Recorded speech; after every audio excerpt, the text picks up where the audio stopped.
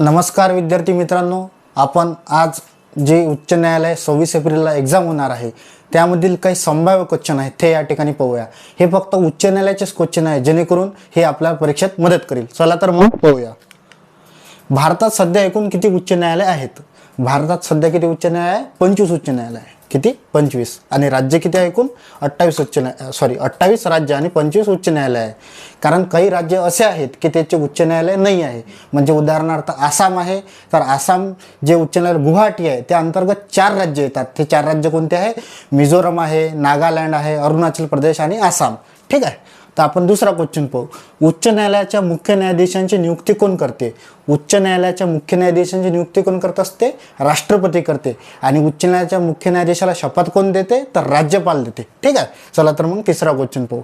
उच्च न्यायालयाचे न्यायाधीश वयाचे किती वर्ष पूर्ण होईपर्यंत पदावर राहू शकतात? उच्च न्यायालयाचे जे मुख्य न्यायाधीश आहे किंवा न्यायाधीश आहे ते किती वर्ष पदावर राहू शकतात? तर त्याचं उत्तर आहे 62 वर्ष। ठीक आहे। आणि सर्वोच्च न्यायालयाचं विचारलं तर किती? या ठिकाणी 65 वर्ष आहे। ठीक आहे। याचं उत्तर किती आहे मग? 62 वर्ष।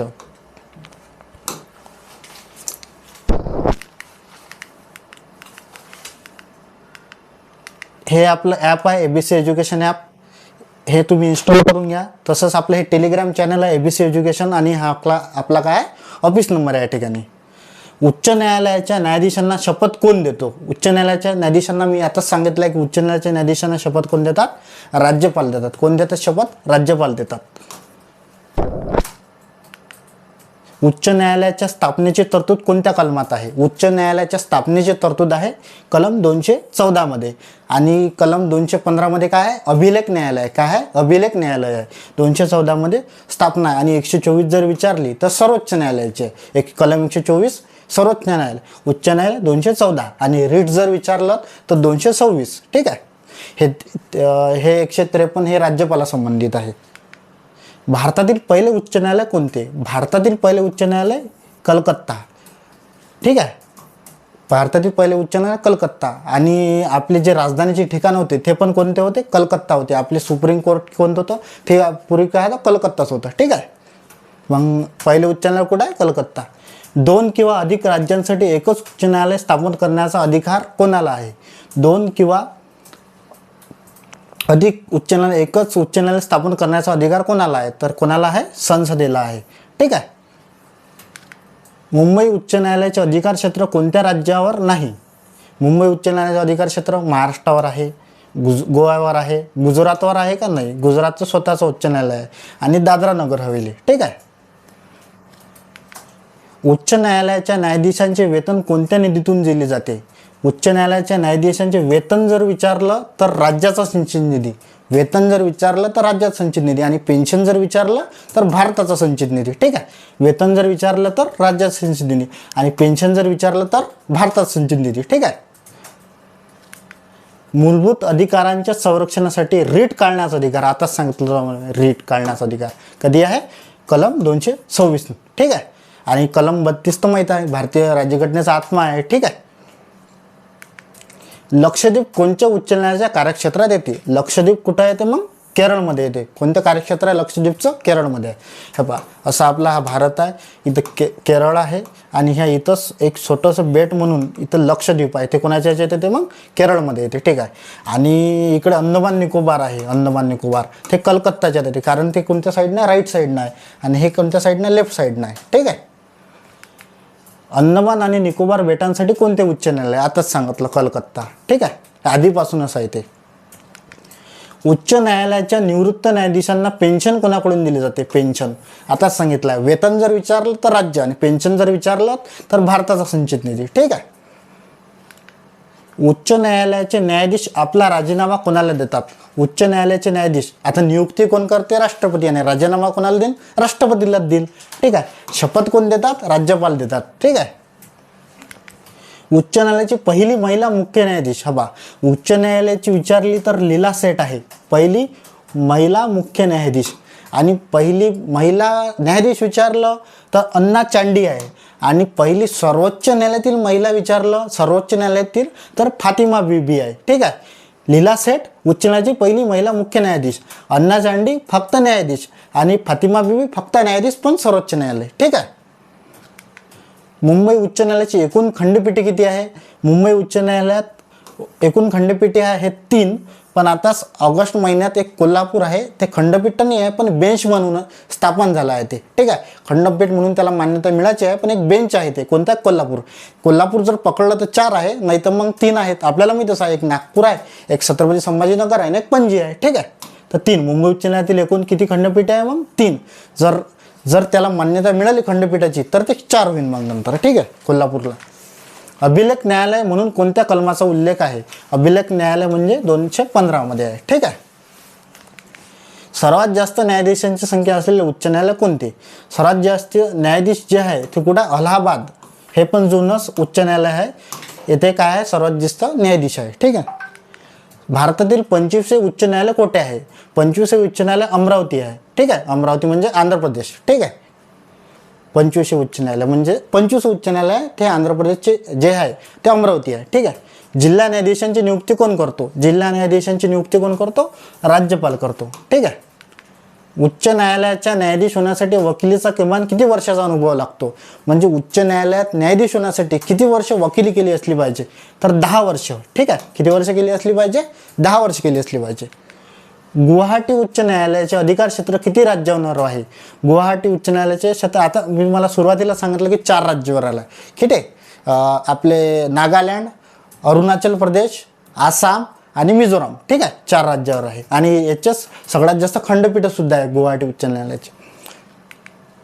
न्यायाधीशांचे निवृत्ती वय 60 वरून 62 कोणत्या घटना दुरुस्तीने केले आहे?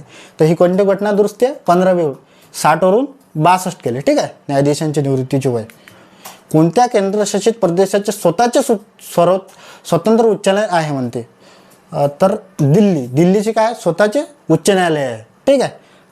एक जो UT आहे ते कोणता आहे? मग दिल्ली आहे. पॉंडिचेरी कशात येते? मद्रासमध्ये येते, ठीक आहे. हे तुम्हाला सांगितलं. दमन दीव कशात येते? मुंबईमध्ये येते. राज्याचे सर्वोच्च न्यायिक प्राधिकरण कोणते आहे? राज्याचे सर्वोच्च न्याय प्राधिकरण बरोबर आहे, उच्च न्यायालयच आहे. न्यायिक प्राधिकरण कोणतं आहे? मग उच्च न्यायालय आहे. उच्च न्यायालयाच्या न्यायाधीशांच्या संख्येवर कोणाचे नियंत्रण असते? तर कोणाचे नियंत्रण असते या ठिकाणी? राष्ट्रपतीचे नियंत्रण असते. कोणाचे असते? राष्ट्रपतीचे नियंत्रण असते. कोणत्या उच्च न्यायालयाचे नाव बदलून तेलंगणा उच्च न्यायालय करण्यात आले? तर हैदराबादचं नाव बदलून काय केलं? तेलंगणा उच्च न्यायालय केलं, ठीक आहे. अंदमान आणि निकोबार बेटाचे उच्च न्यायालय कोठे स्थित आहे? अंदमान आणि निकोबार बेटाचे उच्च न्यायालय कोठे स्थित आहे? तर कलकत्ता येथे आहे. कुठे आहे स्थित? कलकत्ता येथे आहे. लक्षद्वीप कोणत्या उच्च न्यायालयाच्या अंतर्गत येते? केरळ उच्च न्यायालय. हे आधीच पाहिलं आपण, ठीक. केरळच्या अंतर्गत येते. उच्च न्यायालयाच्या न्यायाधीशांना दूर करण्याची पद्धत कोणासारखी आहे? तर सर्वोच्च न्यायालयाच्या न्यायाधीशासारखी. म्हणजे उच्च न्यायालयाचे जे न्यायाधीश आहे त्यांना दूर कोणा प्रकारे केलं जाते? तर जे सर्वोच्च न्यायालयाचे सरन्यायाधीश आहे त्यांच्याच प्रकारे, सर्वोच्च न्यायालयाचे जे न्यायाधीश आहे त्यांच्याच प्रकारे यांना सुद्धा काय केलं जाते? यांच्यासारखी हे पद्धत आहे दूर करण्याची पदावरून. कलकत्ता, मुंबई आणि मद्रास उच्च न्यायालयाची स्थापना कोणत्या वर्षी झाली?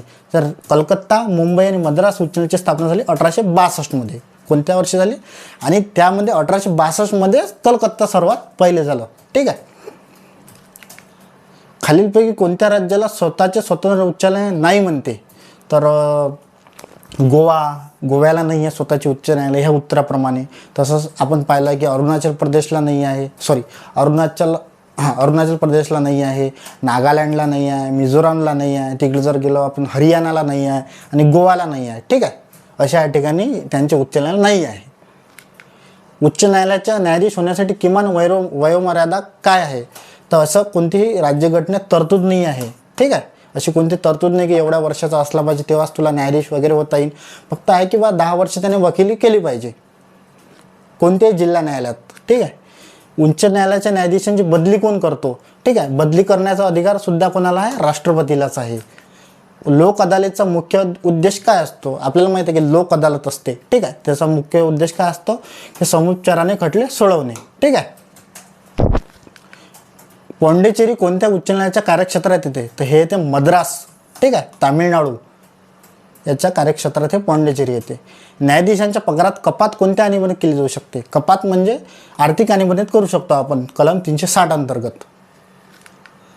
उच्च न्यायालयाचे प्रशासकीय नियंत्रण कोणाकडे असते? प्रशासकीय नियंत्रण स्वतः उच्च न्यायालयाकडे असते प्रशासकीय नियंत्रण, ठीक आहे.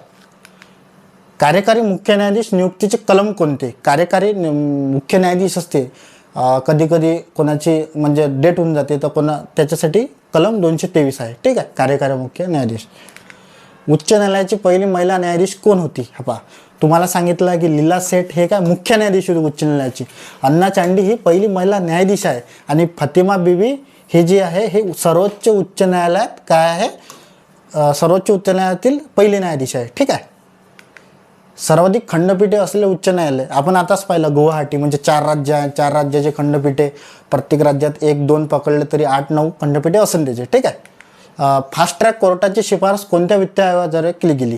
फास्ट ट्रॅक कोर्टाची जी शिफारस आहे 11व्या वित्त आयोग. हा 11वा वित्त आयोग म्हणजे खुसरो जो आहे व्यक्ती, त्याच्या 11वा वित्त आयोग त्याच्या अंतर्गत झाला होता आणि त्याच्यानुसारच फास्ट ट्रॅक कोर्टाची शिफारस करण्यात आली होती.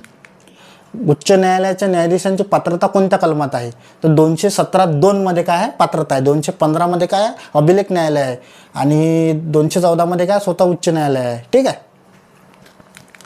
226 मध्ये काय? रिट्स आहे. 2 राज्यासाठी एकच न्यायालय असल्यास खर्चाचा वाटा कोण ठरवतो? ठीक आहे. 2 राज्यासाठी एकच न्यायालय असल्यास खर्चाचा वाटा या ठिकाणी संसद ठरवते. कोण ठरवते? संसद. अतिरिक्त न्यायाधीशांचा कार्यकाळ किती असतो? अतिरिक्त न्यायाधीश म्हणजे इमर्जन्सीमध्ये अतिरिक्त न्यायाधीशांची गरज पडते तेव्हा त्यांचा कार्यकाळ जास्तीत जास्त 2 वर्ष असतो. किती असतो? 2 वर्ष असतो. दादरा नगर हवेली कोणत्या उच्च न्यायालयाच्या अंतर्गत येते? तर ते मुंबईच्या अंतर्गत येते. ठीक आहे. त्याला बॉम्बेच नाव आहे, बॉम्बे उच्च न्यायालय. ठीक आहे. कोणत्या उच्च न्यायालयाने कार्यक्षेत्र सर्वाधिक राज्यावर आहे? ठीक आहे, गुवाहाटी. पाहिला आपण किती राज्य आहे? 4 राज्य आहे. उच्च न्यायालयाला न्यायालयीन पुनर्विलोकनाचा अधिकार आहे का? होय, नाही, फक्त केंद्रासाठी, फक्त राज्यासाठी? तर होय आहे, न्यायालयीन पुनर्विलोकनाचा अधिकार आहे.